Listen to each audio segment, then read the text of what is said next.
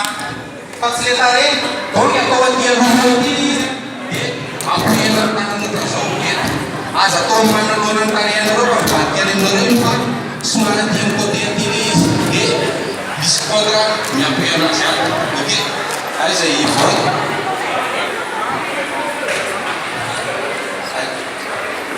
zao no ale frappetsika frappe réelle ny ataotsika eo bras avant bras arrière ok aloha zany le position kombesana parle à l'italienne moa fitena azy eo amin'ny attaque io tanany io raha vao midina aty arabe raha iampona aleo tarano ok fa raha eto ny olona mijery ohatrany hoe manazava resaka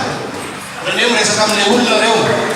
fa vao misy mouvement ratsy be ataony me tady amely izy aloha nefa tonga aloha ok zay zany zao no ataotsika 5 fois bras avant aveo 5 fois bras arrière ok jereo zay atsika misokana izy misy vivonde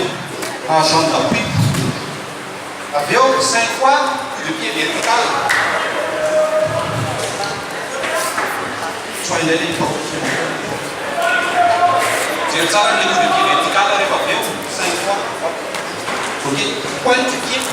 raha ohatra marary ny tongotrareo le point du pied dia dessus du pied ok mazava ave io le base ny pomme no mamely efa mandeha zany le tanana dia ato ok na ato mandeha le tonga transfert du poids du corps ato ok faranatsika 5 fois izy rehefa aveo mitazona akindray a de coup de genou ok c'est clair allez va pas deux dizany tsy manana awa miankely aloha zay tsy manana na manao fasafasy nareo dia main ouverte azafady main ouverte dia ny anankiray azafady ary ny mitanam-bao rehetrarehetra vany dia ny avaty ny manome